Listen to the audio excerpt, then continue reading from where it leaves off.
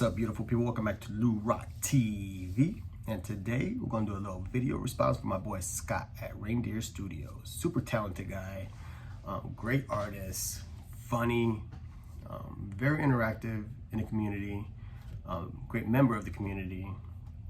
And when he had this contest, what is your best bargain ever found? I jumped all over it because one could argue my whole room is full of bargains. I don't like paying sticker,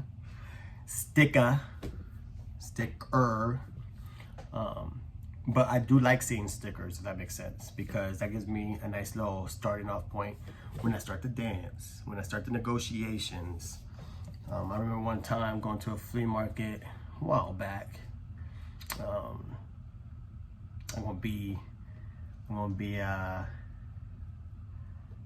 discreet, so changing the places. But I went to a flea market, guy had a price, I countered him at like, I don't know, nothing crazy, like 30%, because I kind of wanted the card, but I knew what I wanted to be at, but I didn't want to disrespect him either. So I saw him interacting with other people, so I come at 30, usually I go 40%, come at 30%, he came back with a number, I'm like, oh, you know what, I'm good.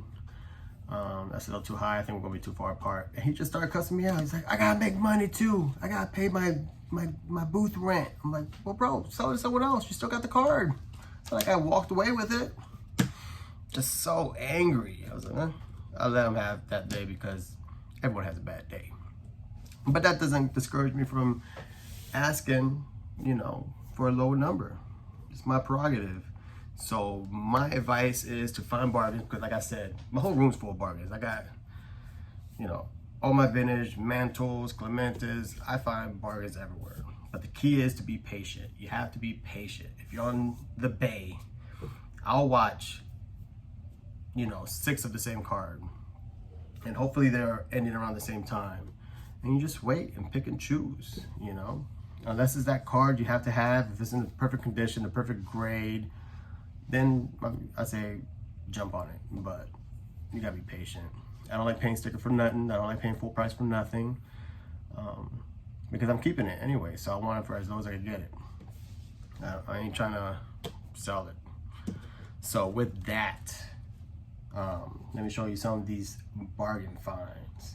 Also, so people don't get it twisted, if you come to me as a friend or as someone in the neighbor, people do it all the time when they find out I collect. I'm gonna give you an honest assessment. Someone brings a whole bunch of 80s, I'm gonna be like, sell at a yard sale at bulk, because there's 1,000 of these. Unless they have key rookie cards, condition, I tell them all those things. If you have a box of 50s, 60s, 70s, I'll go through it, tell them about condition, tell them about who, where they can sell this to, where they can get top dollar, and I'm gonna give them my honest assessment on the value of those cards. All right, you guys are with me. Now, if I'm at a flea market, if I'm at a card show, if I'm at, I don't know, anywhere where this is your job, even if it's part-time, if this is what you do to make money, and you have certain cards in a value box or a dollar box, and I find a gem, I'm not gonna tell you. I'm not gonna be like, yo, look what I found. Did you know this is this, and this? Because that's your job. My job isn't to tell you how to do your job, if that makes sense. I don't like people coming to my work and tell me how to do my job. It's not like I'm gonna go to a doctor's office and be like, hey, doc, I think you're using that stethoscope wrong. Hey, doc, I don't think you know how to read that x-ray. Same thing at the mechanic. That's why the mechanics get us all the time. I don't go to the mechanic and be like, hey, my car is making this sound, and the mechanic tells me one thing and says it's costing this much. I can't argue with him, because that's why I brought it to the mechanic. Same thing at the card show. Same thing at the flea market. You're selling me these cards. Now, it's not like I find it and then I try to, hide it. I get a stack. I try to be real calm, cool, and collected. Like, hey, I got 10 cards in your dollar box. All right, that'll be 10 bucks. I'm still gonna hit them with, you take $7 for it? Yeah, I'll take $7 for it. Even with the monster inside. So with that, let me show you, I was trying to be quick on this video, I'm at 5 minutes. let me show you my cards. And like I said, I have a whole bunch of value, but I try to stick with the bargain bin finds that I can remember. I mean, you guys know I got that 55 rookie. I got that. That one's always gonna be special to me.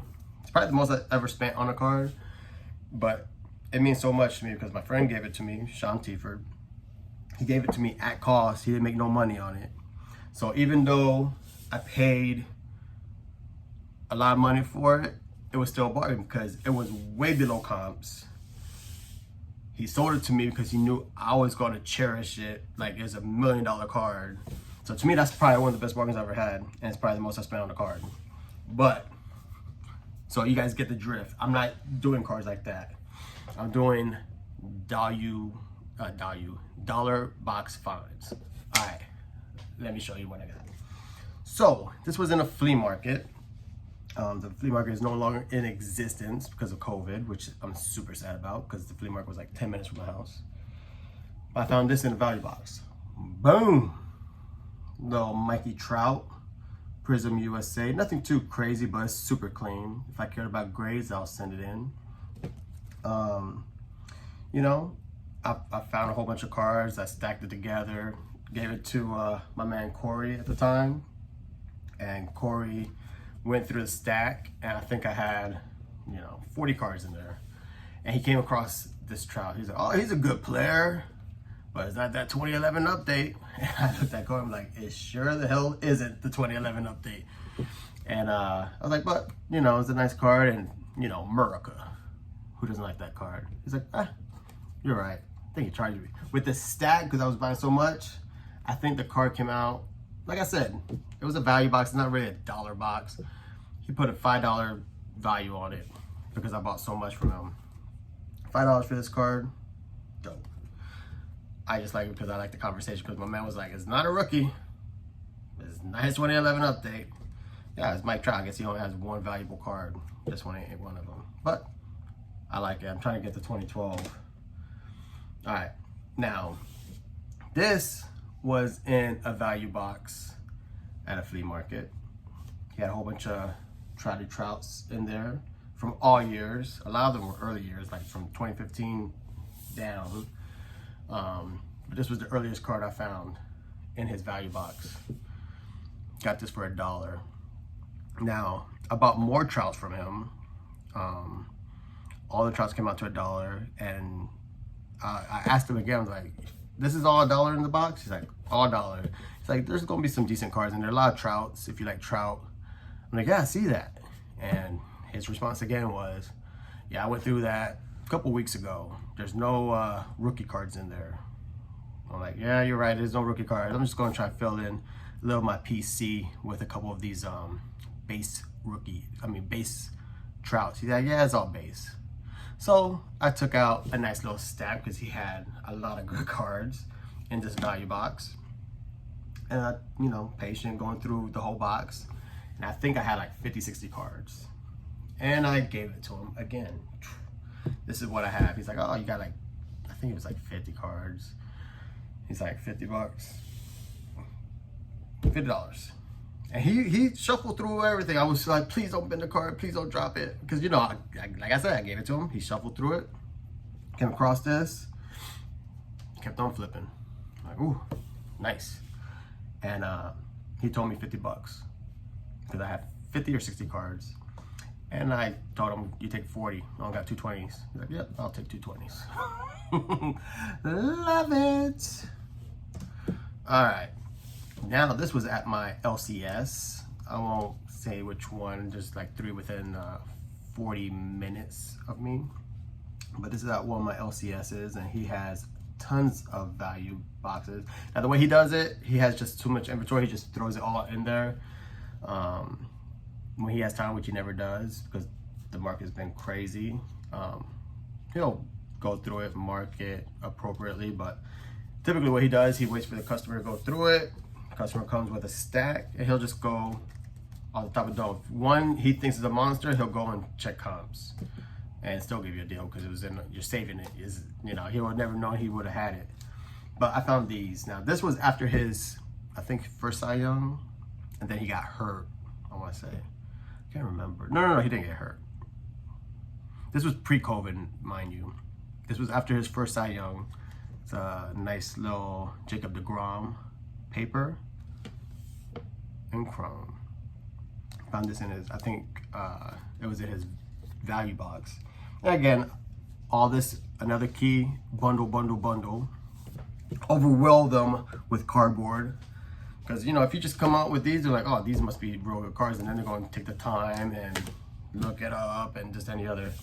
So you almost want to bundle, give them a lot of cardboard. Like, ooh, I ain't got time to look all this. They might just look up key ones. But, you know, till a little while ago, people didn't really put too much value in pitchers. You know, now they are with the Verlanders and the Scherzers and the Groms. But yeah, he looked at this and I got this all average for $1. Now, you know, ain't no dollar. But yeah, those are some of my favorite finds right there. It's clean too, man. That's the key is be patient and collect what you want, because something I enjoy to do, I collect rookie cards. I'm always going to look for rookie cards. I'm always going to look for gold cups. But even last year, when Shohei was hurt, I bought Shohei. I should have looked up some of my Shoheis. He was in the dollar box all day, even till recently, because people didn't, you know, they don't go through their value boxes. Just something they don't do. But they threw a lot of Jordans. I was picking up Jordans all day at every card show until recently. Jordan Alvarez was in all of them. Who else? Eloy Jimenez. He still might be in some boxes, but he's back. It looks like he's back to his normal self. He's dropping bombs.